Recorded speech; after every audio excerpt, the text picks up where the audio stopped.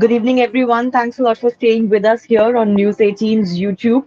I'm Shivani Gupta, Senior Associate Editor, and I'm joined by a very senior Indian Police Service officer, Prakash Singh, who served as the Chief of the BSF and also as the DGP of two states. So thanks a lot for joining us. I want to pick your brains about, the editorial that you've written about how the Indian government should expand the Agneepath scheme, which has already been very controversial when introduced for the Indian armed forces, to the Indian civil servants and bureaucracy as well. What was the genesis of this idea? Was it after the Agnipath was announced that you thought that this will work for the bureaucracy, or do you think that you always had it in mind, like some others, that there needs to be something new done with the Indian bureaucracy? Actually, it is not an expansion of the Agneepath scheme, but I would just say that the Agneepath scheme catalyzed my thinking on the subject. Hmm. I Hmm. was thinking for quite some time that we need to weed out the deadwood which accumulates at the top in the civil services and also in the police. There's so much of Hmm. deadwood. You see the number of director generals, additional director generals, or chief secretaries, additional chief secretaries, secretaries. Their numbers have proliferated, and what used to be done by one person in the whole of Uttar Pradesh, and which included, mind you, the present Uttarakhand. One Hmm. IG was looking after the entire what is UP today, and including the Uttarakhand of today, the entire Hmm. area. And today you have, about how many? 14 director generals and 42 additional director generals. That's a huge, huge number. More than 50 people are doing the same job. So, obviously, there's something wrong with it. Uh, just because people want to be promoted, yes, there is a genuine aspiration for promotion, and that aspiration has to be met when you have a large number of officers who have put in, say, 34, 35 years of service. They look up to being in the top bracket, but the top bracket Hmm. has become so heavy. As I said, instead of a pyramid, we have a trapezium, and the proliferation will continue in the years to come also. So some radical thinking is required. Some structural changes are required. Uh, to weed out the corrupt and the inefficient people, and also to ensure better, unity of command. When you have so many people at the top, rest Hmm. assured, it won't be a very smooth passage for everyone. Everyone, they would be Hmm. jostling for space, and everyone will try to become prima center pares. Yes, they are all director general, so I want to be the number one director general. So for that, they would be jostling and lobbying and sort of canvassing. All that thing happens, and you see, only one man can exercise all that authority. In a police department, you require one man at the top to control the whole thing. Now that one man has there are so many other persons also holding the same rank. So that creates all kinds of confusion. And these other people who are not in the number one position, they are all the time hoping that the number one They will falls acquire that position. But somehow. And interestingly, what you have also written about is that you feel that there is also a sense of arrogance as far as the IAS services are concerned, for example, or the civil servants are concerned. That once you become a bureaucrat, then for the rest of 30-35 years, your career is secure, barring something really dramatic happening. And then, you say that there is a tendency to become laid back and there is no focus on performance or innovation or any kind of deliverables. Do you believe that that has become a major problem as far as Indian bureaucracy is concerned? And the public also feels so, that there is an arrogance involved because there is nothing that can be done to them. Arrogance is in a different category. I think here it is smugness, complacency, laid back, becoming a lotus eater. Not doing anything creative, not sort of innovating anything, not trying to excel. They are assured that अब तो हमारी जमींदारी है. Some kind of zamindari for the next 35 years. Nobody is going to throw you out unless you do something very stupid and government throws you out. That's the exception. And I have seen even this exception rarely happens. I have seen. There was a couple, IS couple in Madhya Pradesh. Both husband and wife were charged with serious corruption, but it took the chief minister. A lot of time because there was so much of resistance from within, and there was so much of sort of so much of effort to protect them. Because there's always a tendency to protect the flock. Because if one man is thrown out today, probably there'll be chances of other people also being Other thrown out. people also. So, so I mean, the corrupt also thrive. And as I said, the corrupt also reach the top. The honest also, honest may or may not reach the top, but the corrupt manage to reach the top because they manage to placate and sort of please and pamper the politicians. So they definitely reach the top level. The honest people also, I mean, in a large majority of cases, they do reach, but quite honest people also get weeded out because the system doesn't want. And as I have said in my book, the latest book, I mean, an honest policeman is not welcome in the Yes. establishment today. Everyone wants a policeman who would play your tune, who would sort of be willing to fabricate cases against the opposition, who would be willing to protect your own, I mean, the supporters of the party in power, irrespective of what their doings are. So, I mean, this is a huge, I mean, it's a huge, I mean, the system is not really delivering. And we have at the top so much of deadwood in the rank of, I mean, in the senior ranks, whether it's Secretary Government of India or Chief Secretary in the state or the Director General in the state. Or I mean, there's so much of deadwood. And these are people who are drawing very fat salaries and they are delivering very little, very little. Right, And right. So you apart from feel that, that there needs to be, as you said, quoting from your article, an Agni in yes, these I mean, officers, and that Agni can come if you are going to be judged periodically, and there will be some review done. That's the idea.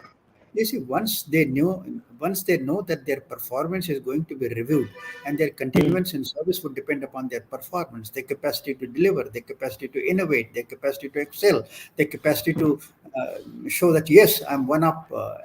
Unless no, the otherwise they say, "Bhai, to, I mean, the गाड़ी चलती रहेगी." I mean, it will go on. I mean, whether you perform or don't perform, you will reach a certain level, and at that level, you can claim seniority and the highest pay bracket.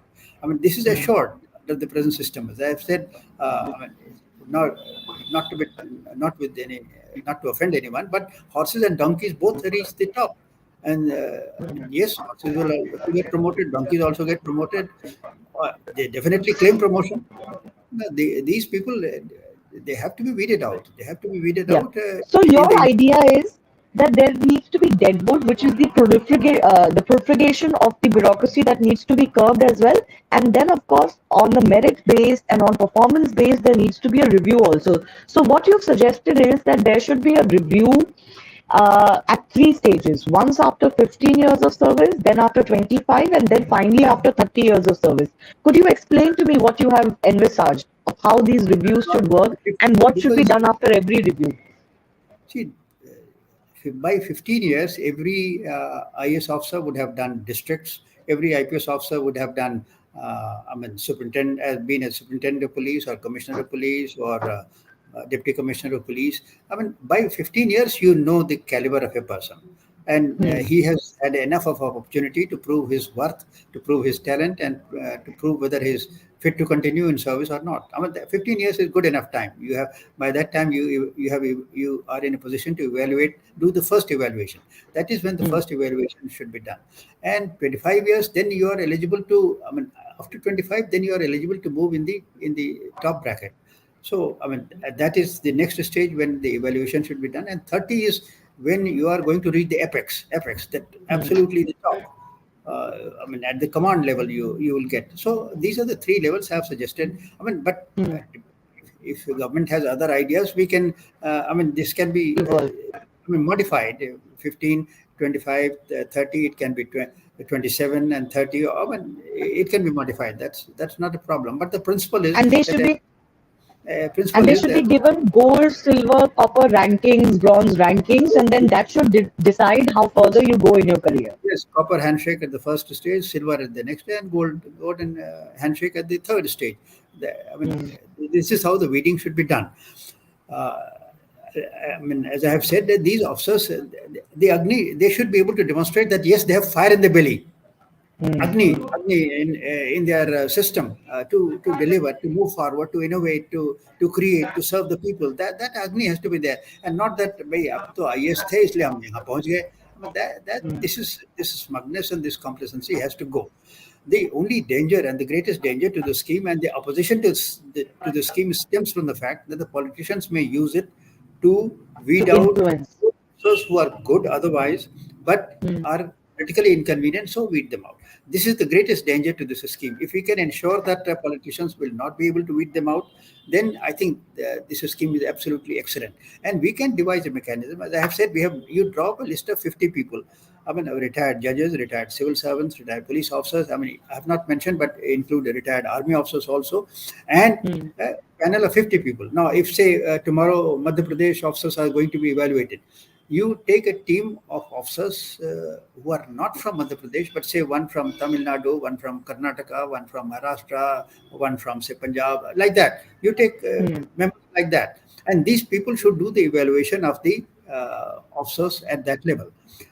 That should ensure a fair measure of objectivity and impartiality. And even if then we are not impartial and objective, then we are sunk with the system. I mean, why should we be sunk with the system? We should try to improve upon it. If we are not, if the system, if the changes do not work, then we'll have to think about it afresh. So, Yeah. So I just some want to highlight two things. You mentioned how after 15, 25, and 30 years, there should be a review. 25% of the officers you are saying should be weeded out at the first stage, 10% at the second stage, and 5% at the third stage. Now, this weeded out is what became the biggest issue as far as the Agneepath scheme for the military is concerned, because everybody wants job security. Do you feel weeding out will a review people officers may still agree to, but a weeding out where you may lose the job or the perks of the job? What do you mean by weeding out, and what will that entail?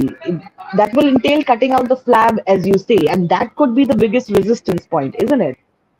Yes, but I think we should not compare it with the army. I mean, I have drawn inspiration from the Agneepath scheme from the army, but that is entirely different. That is at the recruitment stage. Here, people are already recruited under the system where the UPSC does the selection process, and then they go to the academy to undergo training and all that. That's a difference. So let us not compare it with the army beyond a point, except the terminology and except you can say. Taking the principle of Agnipath to some extent. Yes. So, Yes. I mean, I have borrowed that term, but I think it will not be proper to compare the two. The idea is, I mean, the idea is altogether different. I mean, the bureaucracy must deliver. The bureaucracy needs to be downsized. Everybody agrees that the bureaucracy needs to be downsized, but I mean, when Chidambaram was the Home Minister, he started downsizing it. And some downsizing is done, but then bureaucracy has such a tremendous capacity to proliferate that since then it has continued to proliferate again. And now we have reached an absurd level where you have at the top level 15 people, 40 people, 30 people. Government of India has 100 secretaries. State government has 40 chief secretaries and additional chief secretaries, and you have 14 director generals. I mean, this is absurd. Why do you want 14 director generals in a state? So, I mean, may be But protected. will people agree to it? No, What people. does the weeding out mean? You are no longer an IAS officer, but it comes with so many perks and with a position in society. Nobody wants to give it up. I know there will be fierce resistance to it. I have written that at the end.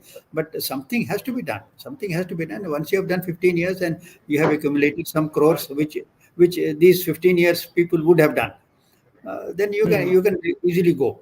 See, they are. You mean crores through your service or through other means? You see, if you examine the assets of the All India services these days, I mean, they're phenomenal, unbelievable. How do they acquire this? I said, I mean, to weed out, I mean, another exercise could be done. Go into the assets of these officers. Most of their assets, most of the officers' assets would be disproportionate to their sources of income. But they managed to get away with it. They managed to get away with it. I mean, once a man enters the service, All India service, whichever district he is posted in, at least if he is posted in 10 districts, you can rest assured that at least in 3 or 4 or 5 districts, he would have acquired some immovable property. Which he was posted in the district, it was convenient, and so he has that immovable property, which he will sell off at a proper time when he gets good sale price for it. Why do you acquire so much of immovable property? And if you see the number of officers whose children are staying abroad, I mean, studying abroad, I mean, how do they finance? I really don't know. I mean, maybe they have the money. Maybe they have the money. Maybe they have borrowed, but maybe they have used some other means to send their children abroad and study So them in the. basically, what you're pointing out, sir, is the ugly reality, isn't it? That the bureaucracy is corrupt. The bureaucracy is corrupt. There is no doubt about it. Today, corruption has always been there. I wouldn't say bureaucracy is Yes. corrupt. Corruption has always been there, but now it has reached phenomenal proportions. Phenomenal proportions. There, long ago, I gave a list of corrupt government servants in UP. The 10 most corrupt IS officers, the 10 most corrupt IPS officers. I said the IPS officers' assets are at least 10 crores, and those of IS officers at least 100 crores. That was done more than 10 years back. I'm now told that, sir, you are completely out of date. They're completely out of date in the sense that their assets, their officers whose assets are worth about 1,000 crores. Hmm. So, it's mind-boggling. They say you are out of date, sir. But your assessment has gone haywire. Officers have acquired much more wealth than what you thought of 10 years back. So, corruption is multiplying, and I feel upset. What's happening to the bureaucracy? We were told that it should be service before self. Now it is self before service. The whole thing has got inverted. So if we bring something like this review system, one, it will ensure the flag is cut out, the corrupt, the inefficient are weeded out at different stages, and the more honest, more performing individuals are rewarded. It can change the mindset in the bureaucracy instead of the mindset that nobody can touch us for the rest of our service. But can it be done? You've seen the kind of resistance we see in India to any kind of reform. This may not be political per se, but will have political ramifications. And the bureaucracy in itself may be invisible and silent, but it's very powerful. We have heard, even through the Modi years, that a lot of reforms have been resisted via the bureaucracy. Do you really see something like this happening soon?